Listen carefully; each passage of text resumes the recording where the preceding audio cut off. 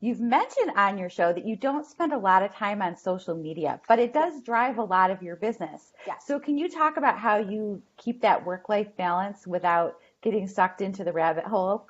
Absolutely. So for me, I love connecting with people. I love people. I wouldn't do what I do if I didn't.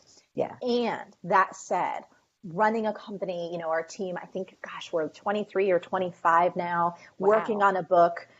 There is a lot of moving pieces. So as much as this thing is useful, this thing also is an addiction and attention machine.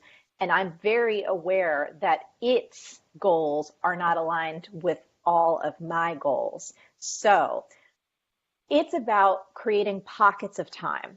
Sometimes I'm here in Los Angeles right now, and often when I'm going someplace that's not walkable, I'll actually take an Uber because that allows me to spend some time that I'm really not going to spend diving deep into a project and get back to people and engage. So I find these little windows of time where it really makes sense, where it's not pulling on my attention or stealing away from other longer term projects or higher value, quite frankly, things that I really need to devote deep focus to. That's how I do it. So it's not a perfect formula, but I don't wake up in the morning and look at my phone. I don't go to bed at night and look at my phone. And my relationships are really important to me.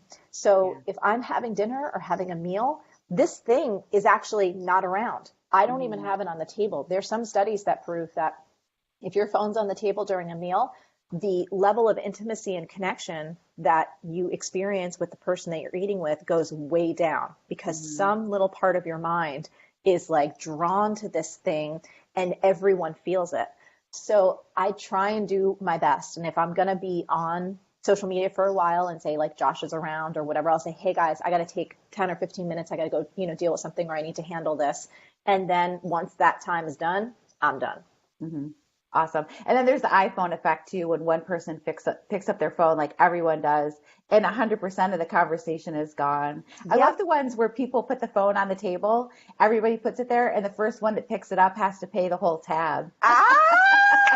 That's a good one. But yeah, keeping it away is super important because it's not worth it. I sometimes will take a picture of the food and the table, like depending on what's going on. I don't usually post too much food, but then I put it away. If I do that, like then I put it away and done, so. Exactly. Josh and we try, because he's the person I'm with the most, just to have really open dialogue about it. So it's like, hey, I'm going to do this. This is real cute. It's like, okay, do it. And then it's like, okay, and now I really want your full attention. Okay, great. Now you get my full attention. So I feel like, and those are some lessons that are hard won because we've had a lot of fights. I'm like, dude, this is my business. This is going on. Like, I got to handle this. This is what takes care of a lot of things.